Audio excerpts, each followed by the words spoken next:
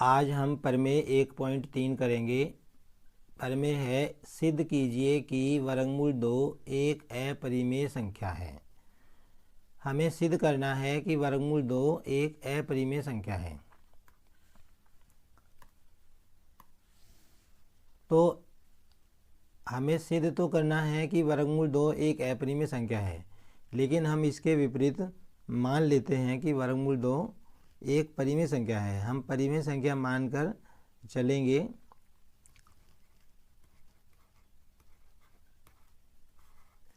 इसके विपरीत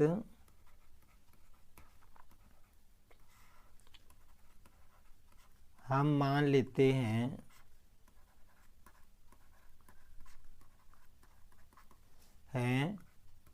कि वर्गमूल 2 एक परिमेय संख्या है। हमने क्या किया, वर्गमूल 2 को एक परिमेय संख्या मान लिया। तो अगर वर्गमूल 2 परिमेय संख्या है तो हम लिख सकते हैं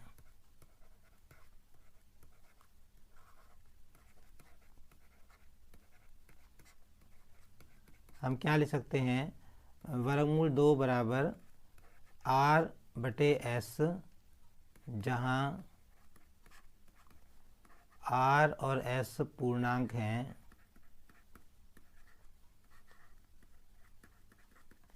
और s 0 के बराबर नहीं है।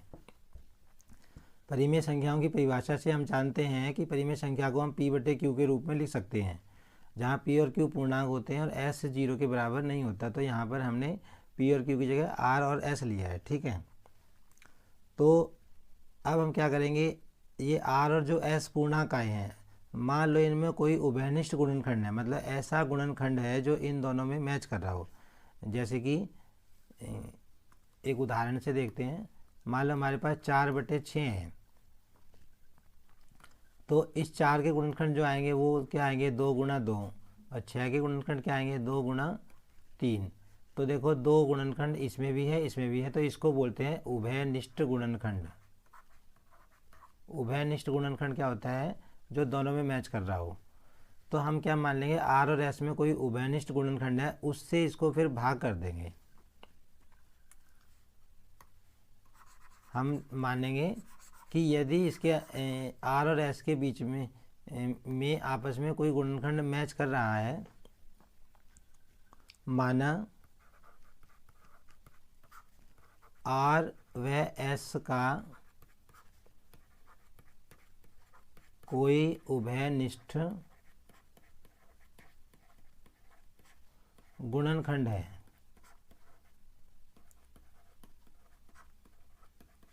r और s का उभयनिष्ठ गुणनखंड है, तो उससे भाग कर देते हैं हम इसको, r और s को। तो उससे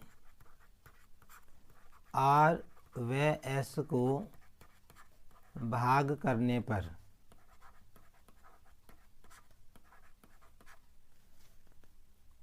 हमें प्राप्त होता है, मान लो भाग कर दिया हमने, जैसे कि 4/6 का हमें पता था उभयनिष्ठ गुणनखंड 4, 2 और 2 आ रहा है, तो इसको भी 2 से काट दिया, इसको भी 2 से काट दिया, तो क्या आ गया हमारा, 2 और 3 आ गया। और ये ऐसी संख्याएं आएंगी कि अब इनका कोई भी उभयनिष्ठ गुणनखंड नहीं रहेगा, ये सहभाज्य संख्याएं बन जाएंगी। तो यहाँ पर भी हम क्या करेंगे,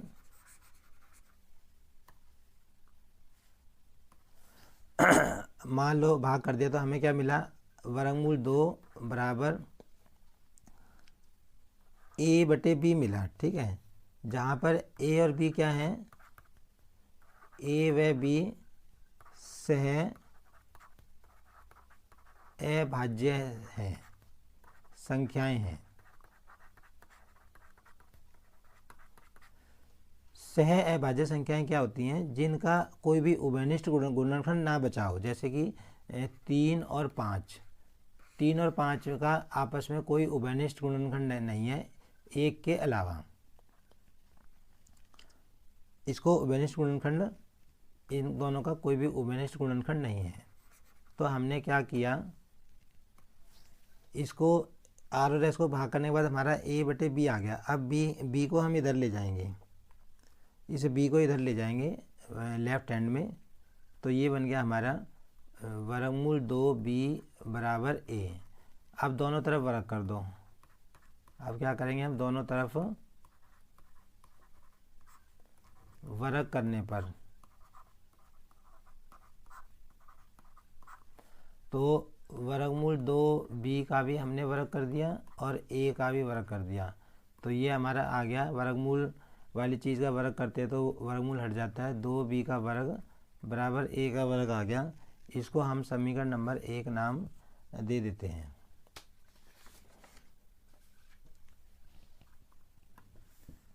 ये जो हमारा ये आया, इसको हमने समीकरण नंबर 1 नाम दे दिया।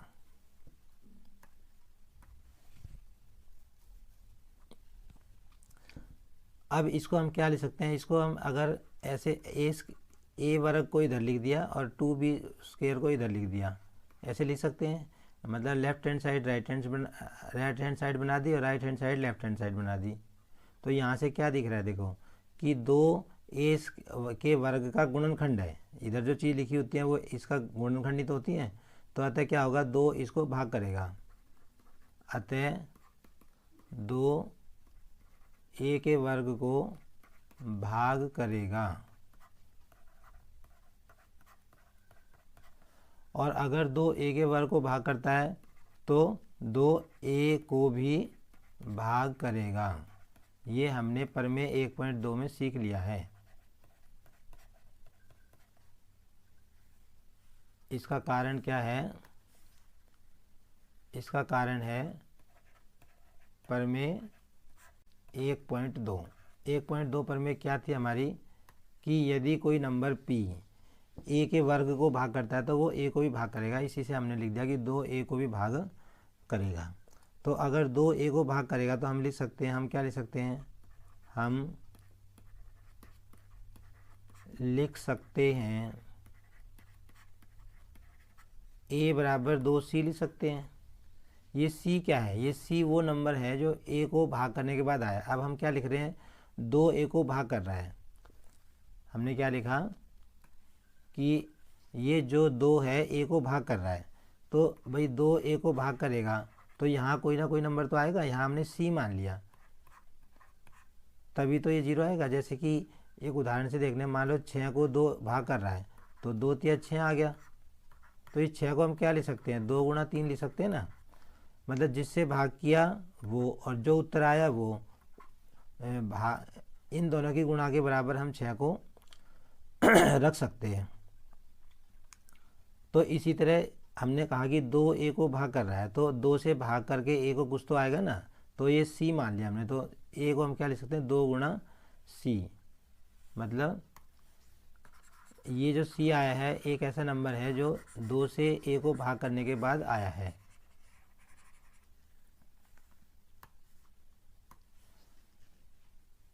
तो अब इसका मान हम समीकरण नंबर 1 में रखेंगे। इस 2 का मान इस समीकरण नंबर 1 में रख दो ये हम, तो क्या बन जाएगा, ये हमारा 2b स्क्वायर बराबर a की जगह हमने रख दिया 2c, तो 2c का होल स्क्वायर हो गया। तो ये क्या हो गया, 2b का स्क्वायर बराबर 4c का स्क्वायर। अब ये 2 इसके नीचे आ जाएगा तो 2b स्क्वायर बराबर क्या आ गया,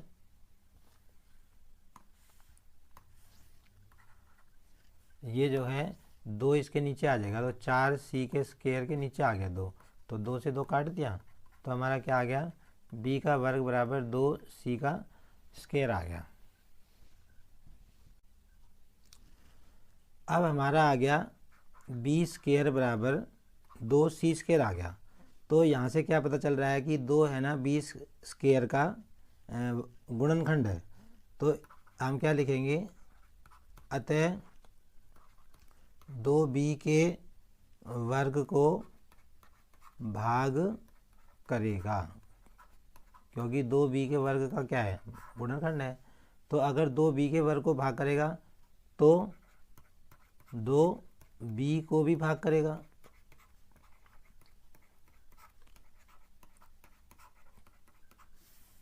क्यों करेगा, परिमेय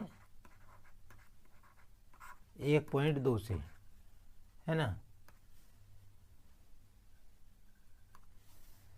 तो हमने क्या दिखा दिया, 2b को भाग करेगा, और हमने ये भी दिखाया था, यहाँ पर हमने शो कर दिया कि 2b को भाग कर रहा है, और यहाँ पर हमने क्या दिखा दिया था, ये देखो यहाँ पर हमने ये भी दिखा दिया था कि 2a को भाग करेगा, मतलब 2a को भी भाग कर रहा है। यहाँ हमने शो कर दिया कि 2a को भाग कर रहा है, और यहाँ हमने क्या दिखा दिया, यहाँ हमने दिखा दिया 2b को भाग कर रहा है, मतलब 2a को भी भाग कर रहा है और 2b को भी भाग कर रहा है। इसका मतलब क्या हो गया कि जो 2 है, अतः 2a व b का 2 क्या हो गया हमारा, a व b का उभयनिष्ठ गुणनखंड है। ये आ गया कि 2a और b का क्या है, उभयनिष्ठ गुणनखंड है। लेकिन ये तो एक विरोधाभास आ गया, क्योंकि हम यहाँ पर हम शो कर चुके हैं, ये देखो यहाँ पर हमने क्या दिखा दिया था कि a b सह अभाज्य संख्याएं हैं, मतलब जो r और s पूर्णांक हमने माने थे उनको हमने भाग कर दिया था उनके उभयनिष्ठ गुणनखंड से, और भाग करने के बाद हमको a और b आए थे जिनका कोई भी उभयनिष्ठ गुणनखंड बचा नहीं था, सह अभाज्य संख्याएं बन गई थी, इनका कोई भी उभयनिष्ठ गुणनखंड नहीं बना था। और लेकिन अब क्या देख रहे हैं हम, दो जो ऐसा गुणनखंड निकल के आया है जो a का भी है और b का भी है। तो इससे हमारी इस बात से, मतलब इस बात के अलग एक नई बात आ गई कि यहाँ तो हम कह रहे हैं कि a और b का कोई गुणनखंड है नहीं उभयनिष्ठ जो मैच कर रहा हो आपस में, यहाँ हम कह रहे हैं कि 2 निकल आया। तो ये एक विरोधाभास की स्थिति आ गई, मतलब अपोजिट बात आ गई। तो ये इसलिए आई है क्योंकि हमने गलत कल्पना कर ली थी शुरू में कि वर्गमूल 2 एक परिमेय संख्या है। अगर ये वाक्य में परिमेय संख्या होती तो ये अपोजिट बात निकल के नहीं आती, तो इसलिए हमारी कल्पना जो है गलत सिद्ध हुई। तो हम क्या लिखेंगे हम लिखेंगे यहाँ एक विरोधाभास, यहाँ एक विरोधाभास प्राप्त हुआ है, विरोधाभास प्राप्त हुआ है।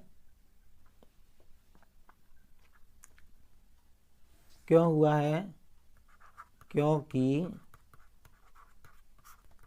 हमने गलत कल्पना की है, हमने गलत कल्पना की है। क्या कल्पना की थी हमने कि वर्गमूल 2 एक परिमेय संख्या है, तो क्या हो गया, अतः वर्गमूल 2 एक अपरिमेय संख्या है। तो इस सवाल को हमने कैसे किया, इस सवाल को करने के लिए हमने शुरू में ये मान लिया कि वर्गमूल 2 एक परिमेय संख्या है, और उसको करके हमने पहले उसको सहभाज्य संख्याएं बना दी, जो परिमेय संख्या को r/s के रूप में लिखा था। लेकिन फिर हमने उसका ही एक उभयनिष्ठ गुणनखंड और निकाल दिया, तो पहले हम कह रहे हैं उसका कोई उभयनिष्ठ गुणनखंड बचा नहीं, फिर निकल आया, तो वो विरोधाभास हो गया। तो हम लिखेंगे कि विरोधाभास इसलिए उत्पन्न हुआ है कि गलत कल्पना की है, तो इसलिए वर्गमूल 2 क्या हो गया, अपरिमेय संख्या होगी। तो ये हमने देखा कि वर्गमूल 2 कैसे हम सिद्ध करते हैं अपरिमेय संख्या के रूप में। अगली वीडियो में हम आगे देखेंगे। आज के लिए इतना ही।